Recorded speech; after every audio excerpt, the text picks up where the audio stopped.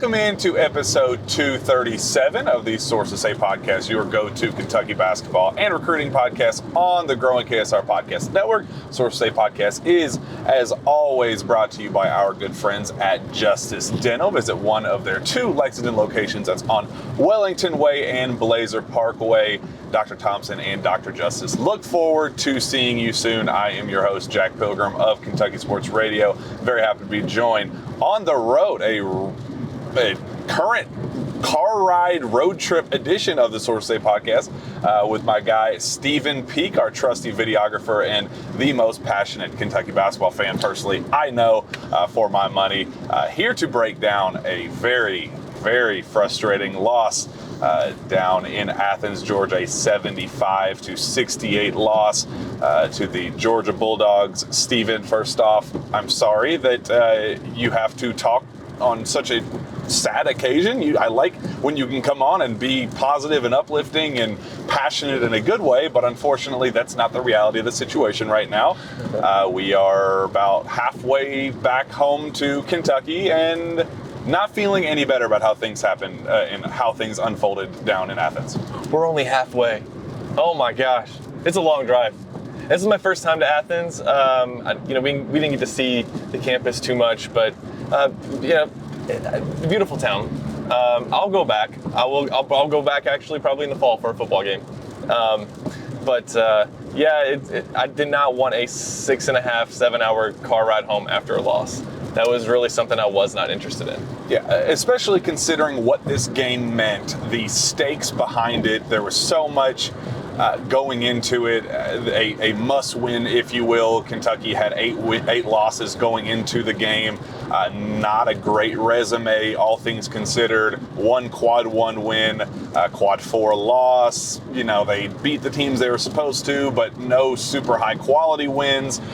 Really needed to close out the regular season on a high note, needed to secure some, a nice little run of wins. You didn't take care of business at home against Arkansas. That was going to be the one that could kind of give you a throwaway there to close out the regular season. You get run off the floor at home against Arkansas. Then this trip approaches and you go, all right, well, you got to win this one. And now you kind of got to steal one here in a couple games, or, make sure you win this one and the trip down to Starkville to make up for the Arkansas loss. You fall in both of them. And now we're at this point of the season where you're now 16-9, 7-5 in the SEC, and Steven firmly on the outside looking in of the NCAA Tournament field, which it's, considering where the expectations were going into this year, just something that I personally would have never seen unfold. I really am having trouble believing that this is the reality that, after the Missouri game, I even said, are we using hyperbole to say that they won't make the tournament? Because it did seem at the time maybe an overreaction to just a few bad games or a rough start. Well, I think today, that might have been, even, I'll tell you this, even when Sean Smith on this show had said early on, I don't think this is an NCAA tournament team, I was like, he's right now. The resume right now, but he's going to be right overall. I can't imagine them getting hot and making the tournament now. It's a really tough reality, a really tough situation. Let's talk a little bit about how it happened. Kind of a spitting image of how things unfolded at Rupp Arena back in January in Kentucky's comeback win against the Georgia Bulldogs, where Oscar Tshiebwe basically single-handedly willed the Wildcats to victory down by 8 in the first half, end up coming back, solidify a lead pretty early, and then basically cruise the rest of the way playing Oscar Tshiebwe ball. He goes for a career-high 37 points and 24 rebounds. Looks like prime Shaq in that one, just an unstoppable presence down low, something that Georgia just simply couldn't stop. You get a very similar situation. Kentucky starts out sluggish down in Athens, jump out to a pretty solid deficit, go into the half down 10, allow 42 points to a team that averaged 69.9 going into the year. It just a very average offensive team as is. You let them score 42 in the first half. They're confident. They're, knocking down big shots, tough shots. They're driving at will, kind of beating Kentucky off the dribble and hurting them defensively the way we've seen Kentucky struggle quite a bit defensively as of late. The second half begins, and Kentucky kind of slowly starts chipping away at that lead. Oscar Tshiebwe kind of starts ramping things up, and you go, all right, we can work with this. We've seen this story unfold before. It's happening in the exact same way. They tie it and then take a 4-point lead with 12 minutes to go, Steven. And then from that 12-minute mark down to the 1 minute and 21-second mark to close out the game, Kentucky scores 6 whole points. That's six points in that stretch, leading Georgia to pull off the next comeback, kind of ramp things up, build their own momentum, and then close out the game, winning 75-68. So they pulled off the brief comeback and then let the wheels fall off there in the second half. Just wasn't able to make a shot. Antonio Reeves got cold. Cason Wallace didn't step up shooting the ball. And Oscar Tshiebwe tried his best to be Superman, but unfortunately the Georgia Bulldogs were his kryptonite there in the second half. Man, just kind of going through the play-by-play here. Like you said, they had that 4-point lead, 52-48. And then Jacob Toppin missed a jumper that kind of rolled off the rim. He missed 2 that could have pushed that lead to 6. And he had just hit a couple big shots right before that. He hit the 3, I think. Did he hit the 3 that put him up by 4? Yes. Okay. So with 11:54 to go, and man, I really thought there that I was like, okay, you just needed to get out of there with the win. It didn't need to look pretty. You just needed to win. And I would have been comfortable with that going into the game too. Like I knew 2 guys they weren't going to roll over. Like they weren't going to roll over and die the way they did at Rupp Arena. So I was kind of expecting a rock fight like that, but yeah, not in that sense. Like you, the offensive problems are still there. Now the defensive problems have been an issue all year, and you wonder like how can teams so easily scout against Kentucky? It seems like every time we hear from a post game from the other coach, he's talking about how easy Kentucky was to scout for. I don't know. Have you heard Calipari or an assistant talk about how easy a team is to scout for this year or ever since you've been covering the team? No, it's always we're focused on us. Yeah. We're going to deal with our own issues and let everybody else attack us. We're going to handle our own business, and everybody else is going to adjust to us. That's been the Cal MO over the years, but hasn't been the case this year. There's got to be some holes in these other SEC teams that are there to be exploited. Kentucky can't be like the only one, but I feel like I've never heard a press conference from Calipari or an assistant, in a pregame talking about how, we see, we saw what we could do there, and outside of just like we're going to overpower you with our length and our speed and whatever, and use Oscar down low. Really disappointing performance. I know Calipari said in the post game, no one's going to talk about how we were missing 2 players. That was a big. How much do you think not having them? It did. It hurt when you have Xavier Wheeler. So he goes down with an ankle injury. He rolls his ankle in practice on Monday, and then C.J. Frederick, just a couple days before that, he goes down with a freak incident. He goes coast to coast for an and 1 against Florida. He kind of crashes to the ground. There's a cameraman there. He hits directly on the cameraman's knee, cracks a rib.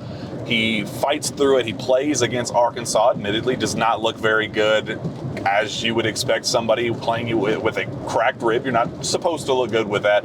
He tried toughening it out, just what did not work out in his favor. He was later declared out. He's going to be held out with pain tolerance, and he's going to try to fight back before the season ends.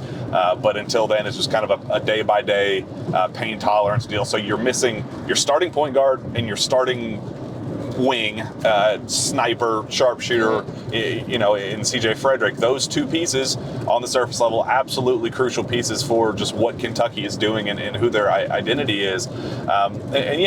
Xavier, the way things were going today, I think he would have been a nice change of pace. I think he would have helped defensively. I think he would have been that spark plug that this team needed, especially when they were just just nobody could score in the first half outside of Antonio Reeves. Antonio went for 15 in the first half. Everybody else, I think, went 5 for 20 overall in the first half, if I'm not mistaken. Wow. And then in the second half, Antonio goes cold, and then as a result, the rest of the team goes cold, outside of Oscar, kind of taking things over there briefly. But Xavier would have been a really nice complementary piece there. And then obviously CJ Frederick, you make 1 or 2 threes in that stretch, especially, when Jacob puts a team up 4. If CJ comes down the floor and hits another 3, then, that's game over. The momentum's flipped. Your Stegman Arena Coliseum was waiting for that explosion and waiting for that moment to, flip the momentum back in their favor and then just keep it that way. If you hit a big shot in that moment, you kind of take the wind out of their sails, and they can't get behind the team the way that they're needing, and the way Georgia, admittedly not a very good team, they came in ranked around 160th in the net, or maybe 129, something like that. I'm driving, so I don't have these stats pulled off the top of my head. But they're just not a good team. They're coming in. They lost 6 out of their last 7. That's the one that hurt. And the one win was a 3-point overtime win at home against South Carolina, the worst team in the SEC. So they were playing bad basketball going into this. Yeah, they were desperate, but this was a beatable team in an environment. It wasn't even a sold-out environment, so it's not like it was just this absolutely ruckus, home court advantage in favor of Georgia. They played into that home court advantage there in the second half and just weren't able to capitalize late. But yeah, I definitely think that missing CJ and Xavier hurt, but there's way too much talent on this Kentucky team compared to what Georgia has. Or we think. It should not have made the difference. And Terry Roberts, Georgia's leading scorer, arguably their best player, he came in limited and was a game-time decision. He was limited to 22 minutes in this one, too. So injuries happen. Everybody's banged up this time of year. You can't use that as an excuse. This was a must-win game, and even though that was kind of a Calipari crutch there during the post-game, I'm not taking that. This was a must-win game that Kentucky just did not bring the fight. They did not bring the intensity, and they got smacked in the mouth by Georgia. And you talked about the Georgia fans, and I think that it's a good time to give a shout out to the Kentucky fans who showed up. I mean, but go Big Blue chants. Go Big Blue chants inside of a Stegman Coliseum, and for it, the team hasn't been very good this year, but the fans are still showing up, and that's what's really cool, seeing the Kentucky fans on the road. There were quite a few, maybe a strong Big Blue contingent from Catlanta coming down the hour-and-a-half drive that we also took this morning to get to Athens. But going back to the game. Do you think that having those 2 guys on the floor also just would have made this game maybe a little bit easier for Cason Wallace, because you really needed him and you got basically nothing offense, at least from a point scoring standpoint? 0 points up until the final minute of the game for your third leading scorer, a guy who came in and has kind of emerged as Kentucky's star when Oscar Tshiebwe has struggled in various ways, when teams have trapped him and really tried to make him uncomfortable. Cason has kind of been that steady force, and Antonio Reeves has obviously exploded here as of late, and he's playing really solid basketball. And again, he showed that in the first half. 15 points. He closed out with 20, a little bit of an inefficient second half. I think he finished 2 of 10 after the break. As you'd expect somebody to go cold when you get the volume, you can't stay hot forever. So that was to be expected. You needed that extra piece. You needed that one last guy to kind of put Kentucky over the edge, and Cason needed to be that guy. 0 points up until the last minute. He scored 5 in the last like 57 seconds or something like that. That's just not going to cut it when he is as valuable as he is, and is kind of that stable presence who is capable of beating you off the dribble, and pull up in the mid-range, or dunking on your head, or finishing strong in the basket, or even knocking down the occasional 3. Like, he can attack you at all 3 levels, and there were opportunities for Georgia to be exposed in that area. They were clearly looking to trap Oscar. They were not going to let a video game number Oscar Tshiebwe beat them in this game. They were going to let anybody else do it. That's why Antonio Reeves was getting whatever shots he wanted early. He kind of settled out a little bit, and it played right into their game plan.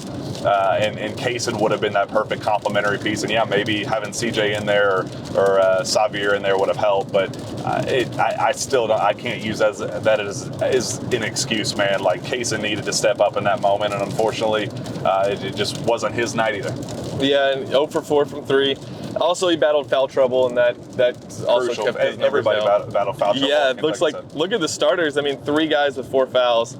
And then Damian Collins coming off the bench also had 4 fouls.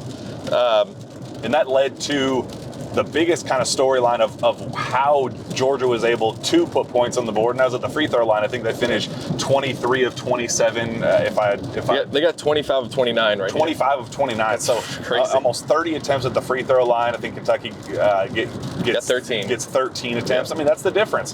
This was a team that had knocked down free throws at a very high rate throughout the season, and that was one way that they were going to look to attack it and beat you. Cario Oquendo, that's kind of what he's known for, driving, attacking, a physical, big, beefy guard.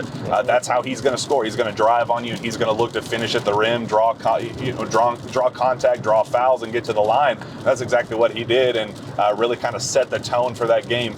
He brought the intensity. He brought the physicality, and Kentucky just did not bring that fight. And Steven, what did you think of the lack of energy on the bench? I thought we got past that.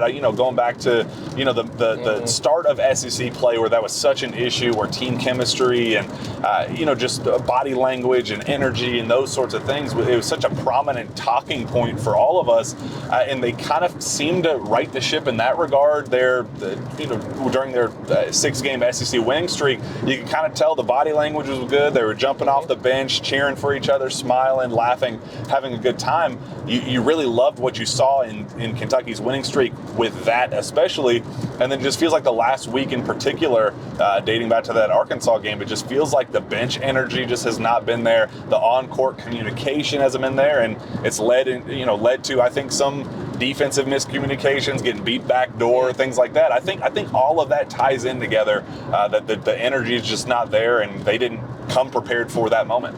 It is wild sitting next to the bench today compared to the Tennessee game. The Tennessee game, granted, you're playing, a top 5 team at the time on the road, and you do just naturally, you're going to be more up for that game. I get that. And this was a game that I think, if you're a player, you probably think we're going to win this game, and not that you're looking ahead, but that you know how good Georgia is. All right, so it was weird watching the guys not talk to each other on the bench. Like, no, usually they're talking. That's how it was in the Missouri game. Everybody looking straight ahead. One time, I think Bruiser Flint came over and was just kind of going at Jacob Toppin, and then our light here is just, we're trying. Look, it's been raining the whole time too, and that's driving me nuts. We are adjusting on the fly, so all of this is icing on the cake. But. So Jacob Toppin is getting, and he just kind of looks straight ahead. Cal comes over and he kind of rips him too, and I don't even remember what he did. Maybe he talked back, said something like, didn't die for a ball, and then said something to an assistant coach, and they both jumped him pretty good. And man, there's just no like, hey, bro, you're good. There's nothing that from your teammate. There's not like, it's just, and it's like they're isolated. Like they're getting yelled at. They're feeling this pressure. They're making mistakes in the game, and then there's really not that like, come on, hey, we're good. We got this. It's still the first half. But yeah, same thing. Same stuff that we saw in Missouri. Now we're seeing it again from February 11th. So. And that date in particular is the scariest thing of all of this. February 11th, 6 games now left in the regular season. You're sitting at 16-9. Your resume is admittedly not good, and you're officially on the outside looking in the NCAA tournament field. Talking to John Calipari and Oscar Sheboy after the game, and they're so, they're saying all the right things and saying what you'd expect to hear from a coach that's trying to stay confident, and a player trying, the leader of your team trying to stay confident. And, like, what are they supposed to say in that situation? Yep, we're screwed. Have a nice day. This season sucked, and I don't, my we're just fault. Gonna sit the next 6 games out. We'll figure it out. Let's look ahead to DJ Wagner next year. Like, we can't. Obviously, they're not going to do that. You need to say all the right things, but it's almost this false reality that they're kind of instilling on us and everybody that's listening and paying attention, saying, oh, well, there's plenty more opportunities to come by, plenty more quality wins, quality games to come by. There's a long season left. We have plenty of time to make a splash and make a statement and things like that. Oscar Sheboy was saying, yeah, we're going to be fine. We're going to have a special finisher this year. We just have to show fight. And it's like, yeah. Oscar, are you living in the same reality that I'm living in? It's like, that sounds great. Yeah. I get it.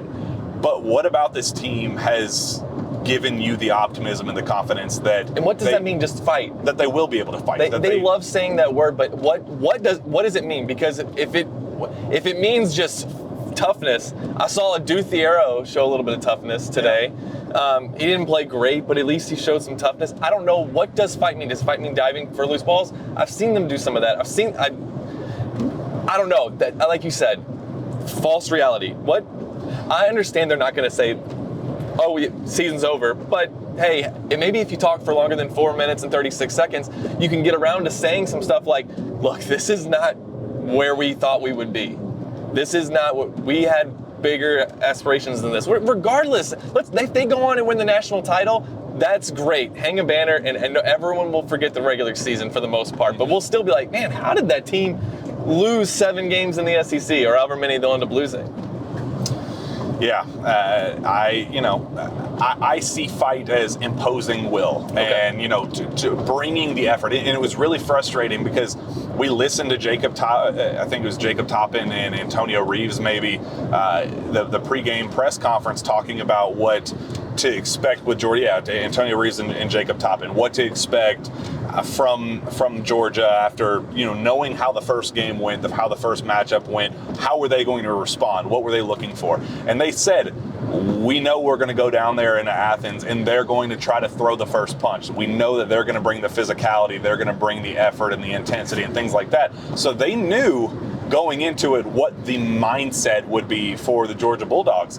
And that's what was so frustrating to me, is they took the first punch. Like, why are we now February 11th taking the first punch instead of throwing it? Like, why can we not throw a first punch for a change? And that's what's bothering me quite a bit, because it's like this team has the pieces to throw punches and to be the initiator and to impose its own will.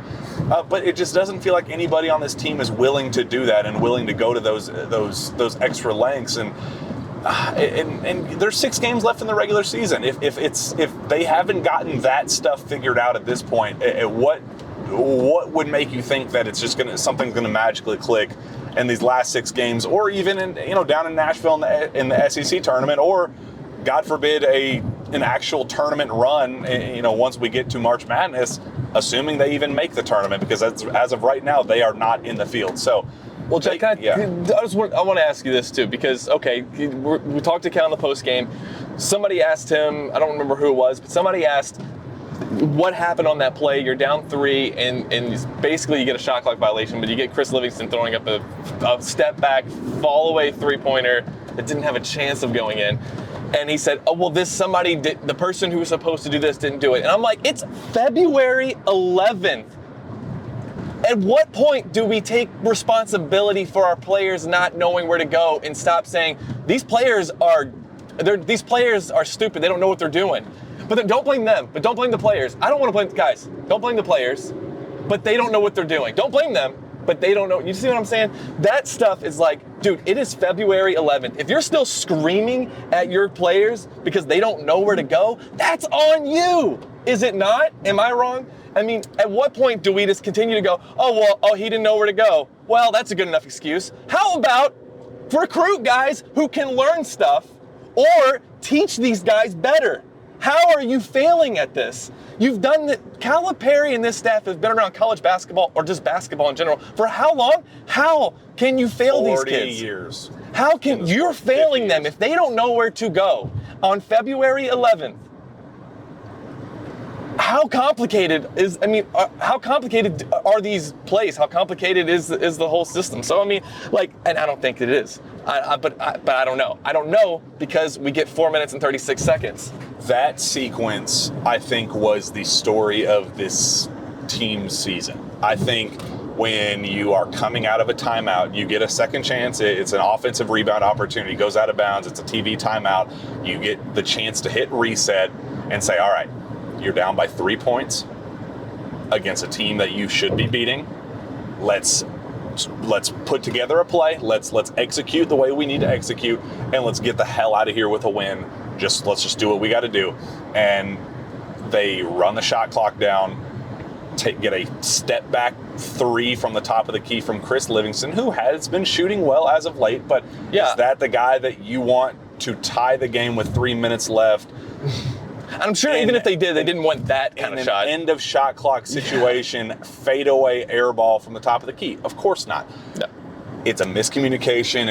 The play wasn't executed the way it was needed to be executed, and then Georgia goes down. It ends up being a shot clock violation. Georgia goes on the other end of the floor, gets a corner 3-pointer, wide open, knock it down, go up 6 with 3 minutes left, and that's ball game. I mean, when this team gets down 6 in the second half, you should be able to come back down 6 in 3 minutes, but the momentum at that point had shifted completely out of Kentucky's hands, and it got to that point where it just is what it is at that point. And that game, that sequence right there was what this season. If you could just kind of put an individual sequence in a big picture scenario of what this season is and how we got to this point, I would go back to that sequence and say the teams going against when the big opportunities have come for Kentucky, they haven't been able to live up on their end of the bargain, while the opposition has always come up in the clutch. They've always hit the big shots. They've always executed down the stretch,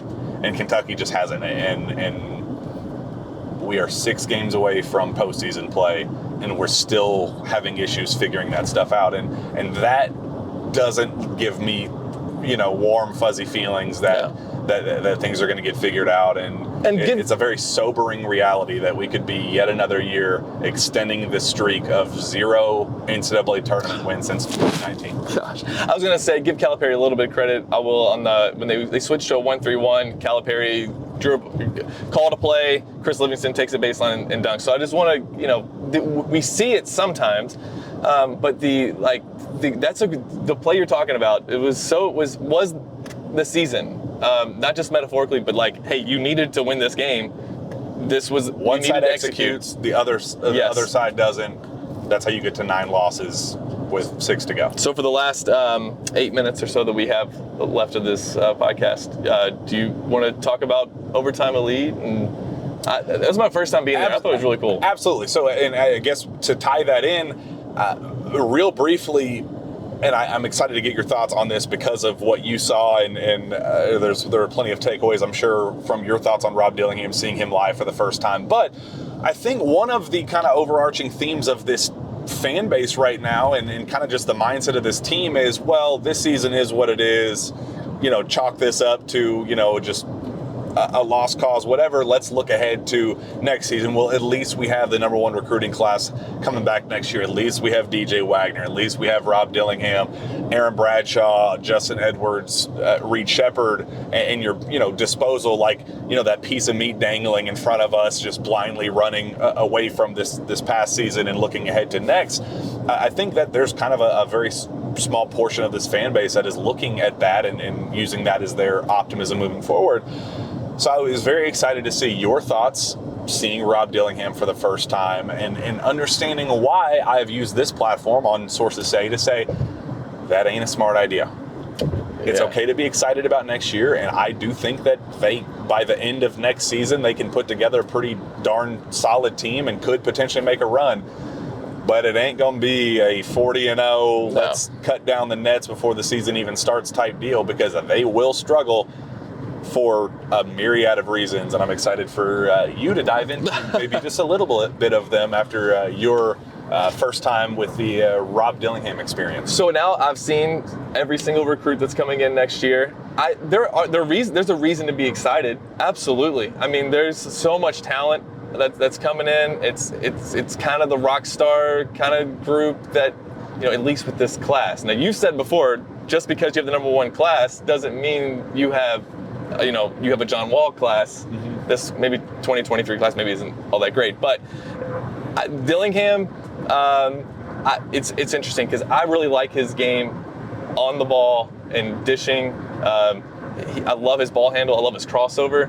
He's got that quick twitch. Like Cal described it as like being able to really think on his feet, make the right play. Love all of that. Not a big fan of step back 20-footers, guys in his face. And that kid, hey, look, I wish I had his confidence. He misses 8 in a row, and he's like, the next one's definitely going in. And when it doesn't, and the next 6 don't, then the next one's going in. I'll give him that. I mean, he's pretty unconscious as far as like, I'm just gonna keep shooting, man. People are leaving you open for a reason, Rob. That's all right. I'm letting it fly, baby. Like, let's let it go. Shoot them all, Rob. But all vibes team is Rob Dillingham. Yeah, But I think that people need to probably understand. Here's what's going to happen. Here's my prediction for next year. You're going to probably lose the Champions Classic game. You'll play Gonzaga at home. That's going to be a tough game. I mean, they're going to have the same early season struggles next year. How patient are fans going to be? Because this is what's gotten a lot of fans through this season is, well, next year, number 1 class. I saw country music potential star J.D. Shelburne on Twitter talking about this next class though that's coming in. And I don't know. I know a lot of Kentucky fans feel that way. But how much patience do you think Kentucky fans are going to have once that team inevitably struggles in November and December, like every Calipari team has done since 2015? Yeah, the good news is these type of players, this is when we've seen John Calipari at his best. When he has had these type of guys, MFers that are capable of going to get their own shots, that will talk trash to you on their way down the floor after bricking a shot, but then 3 possessions later, drill one in your eye and see, that's why I was talking mess to you a couple plays back. Those type of dudes have always done very well at Kentucky, and that's why I do expect them to be successful at the end of the day. But goodness gracious, if there is ever a team that was going to take some early lumps, it's one that brings in 2 ball-dominant guards like DJ Wagner and Rob Dillingham, who I really don't know how you're going to play one on ball, one off ball, and how that dynamic is going to work, because they do rely on initiating themselves and everything kind of flowing around them. They've never played a style of basketball that didn't kind of have them as the center focus of everything that their offenses were doing, and then playing them alongside Justin Edwards, who is also his own team star up at Emotep, and Aaron Bradshaw being his own superstar, and it's kind of emerged as his own top 5 talent in high school basketball. There's just a lot of pieces, a lot of different ways to use them that I think will result in some identity issues and some role issues to start with next season. But the Overtime Elite experience was a great one. I had a really, really fun time watching, just kind of, it's like an NBA style, very structured.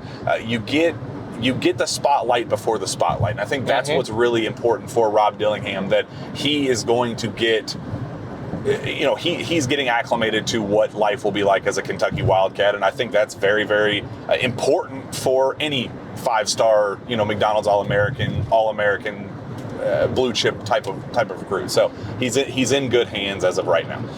We were talking about this. This is how nice it is at Overtime Elite. That I think usually those kids who come from high school and they go to a place like Kentucky, they kind of look at the facilities and they're just blown away. I don't think Rob Dillingham's going to be blown away by Kentucky's facilities. I think he said he was blown away by the grow. I think, I don't think he's going to be overwhelmed by all of it. I think, like their facilities are, I mean, he's getting top trainers, he's getting the recovery, he's getting doctors, they're getting mental health people, he's getting media training. I mean, that place has got it going on. It's really cool. I mean, if you ever get a chance, if you're in Atlanta on like a Friday night, go check out some of their games, because it's a really neat experience. And I loved the what was it called? Their bonus. It was. Can you explain that to me? Instead of a typical bonus that you see, for end of game free throw situation, things like that, they basically do like a power play that you see with hockey, where you get 5-on-4 situations. They take one guy out to basically initiate a 5-on-4 or a 4-on-3 or 4-on-4, whatever, and that's kind of how games end, and that's how halves end and things like that. So it basically tries to maximize getting runouts and transition and learn how to put these kids in position to make decisions that they will be making in the NBA and the high profile colleges and things like that. So a lot to like about Overtime Elite. Definitely